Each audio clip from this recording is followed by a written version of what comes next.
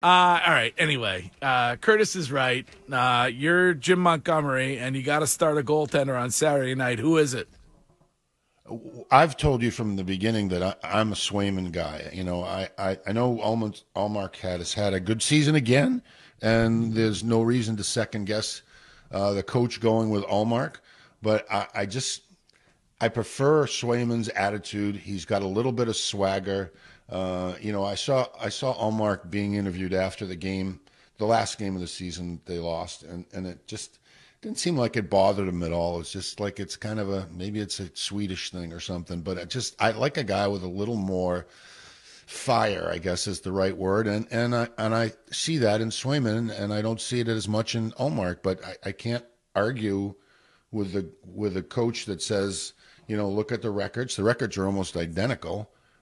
Save percentage, wins, losses, that kind of stuff. So it's his feel. He's in the locker room a lot more than I am, and he's got the right to make the call. In fact, that's his job. So I'll go with what I would not want to. I would not want to have a rotation.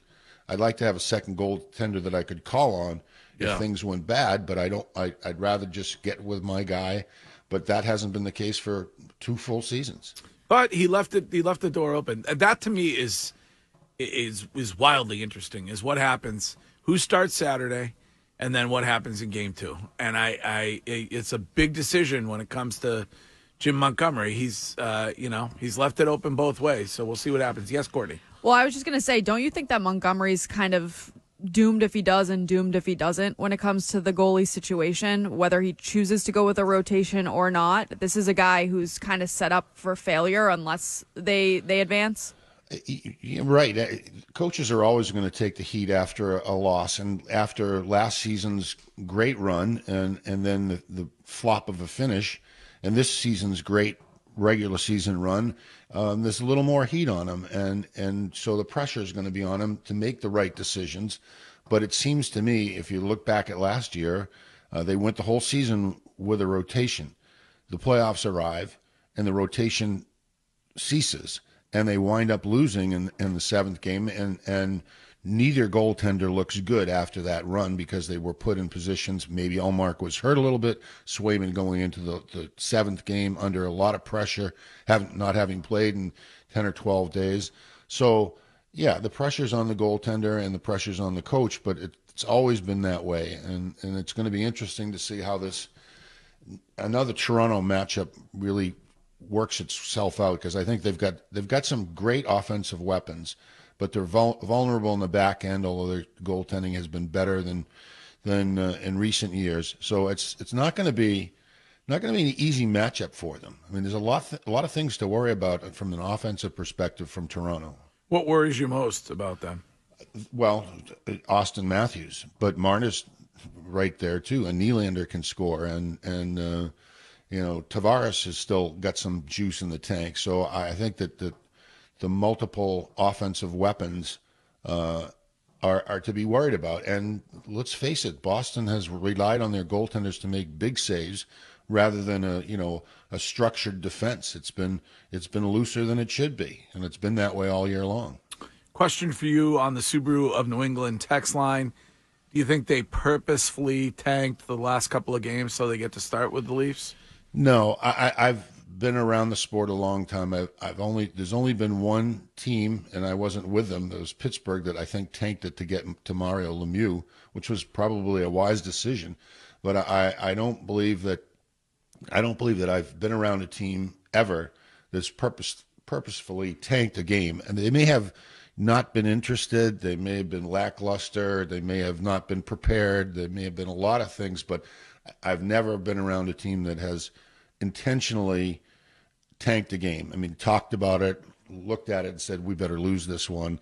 It's not in their DNA. But they were horse poop for the last 2 games. Mike, can I say that, Shine? Yeah. Is that okay? That one's allowed. That Yep, one's you're okay. good. That one's good, Shine. Mike, Nailed it. You've been on that bench before as a coach. What's the I would say like the most difficult thing, for a guy like Montgomery who had a disappointing playoff run last year, now comes into it with a team that, expectations are, all over the place. What do you think is in his mind that he might be thinking about he doesn't want to run into what happened to him last year in this team?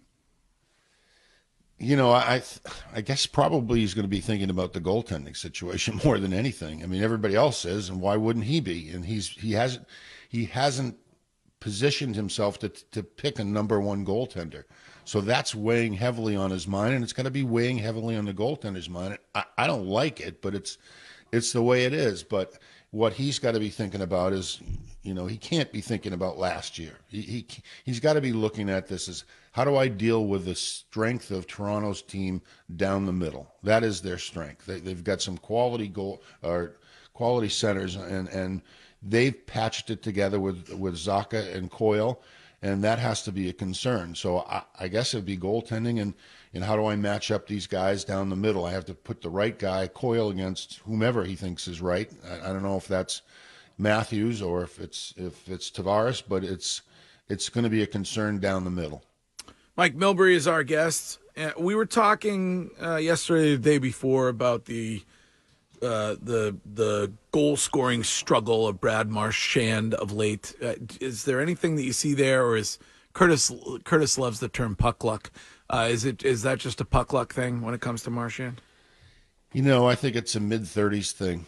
They're in good position. They're in the playoffs. They've been cruising here for a while. I mean, they got up to play Pittsburgh because it was an important game for Pittsburgh, and it was a national TV game. And that's the only one game out of the last four that they were able to summon the interest in and play pretty well. I just think when you get to be that age, sometimes it's just, some games are just not worth it. And that's sad to say, because, when it comes to Marchand, almost every game, you want to see him do his thing. You want to see him get involved. You want to see him muck it up and cause some trouble. But when he gets to that stage of your career and he's on the 16th or 17th hole, you find yourself maybe not being quite as committed, and I think that'll change once they drop the puck on Saturday. Mike, can fans take any comfort in knowing that the first two games that they saw the Maple Leafs this season, it took a shootout in overtime, and then the two matchups in March, they took care of them easily, like that they maybe figured out the Maple Leafs throughout the season? I think that's a dangerous way to approach this series. And by the way, it's a great series. I mean, the two Florida teams matching up is tremendous. I think it's Washington and the Rangers, and they got an original 6-team matchup in this one. But I don't think you can think about the past either in terms of what happened during the regular season or in terms of what happened over the last 10 years or so when they've played the Leafs 3 times. It's a whole new set of circumstances heading into the first game.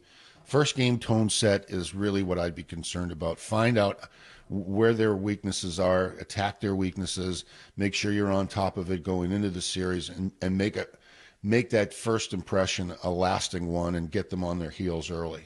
Mike, as someone who was in the position that Don Sweeney currently has for many years in the NHL, how much do you think the attempt to trade Ullmark was a way to save his coach from what he's about to deal with?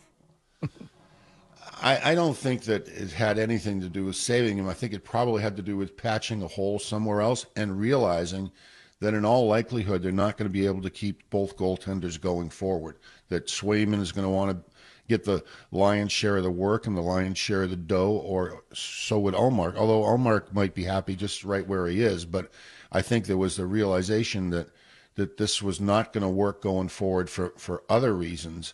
And I think, he unfortunately wasn't able to complete the task, and I think it is unfortunate that he couldn't complete the task for a number of reasons. One, he's going to face it again in the off season, and two, it could have maybe found some way to make a difference in his lineup that could make a difference during this postseason. But it is what it is. But I don't think he was he certainly wasn't under duress to make the deal. Must be a weird thing in that locker room for Ullmark to know, and the other guys to know that he was out there, and they were trying to deal him. They did deal him, but just he vetoed it. That's right. They vetoed him, but he vetoed it, and I've never been in that circumstance when that's been public knowledge. It has to be very uncomfortable for a lot of people. But I don't think this is going to last. It just doesn't seem doesn't seem realistic. But as a minimum, doesn't that tell you that Don Sweeney doesn't believe that the 2-goalie system is required, that he doesn't think that that's why they've had their success? You could make that conclusion, but I think he's not saying that. Clearly, the 2-goaltender system has worked for 2 seasons, regular seasons, and it hasn't been tried in the postseason, so you don't know for sure whether it's going to work or not. But I don't think he was forced into that situation where they had to make a decision about the 2-goaltender situation being viable or not. I think it was just the realistic approach that he's not going to be able to keep both of them going forward. All right, Mike. Well, it is finally playoff hockey time, and we will talk to you the whole way through on this show. Thanks for joining us this morning.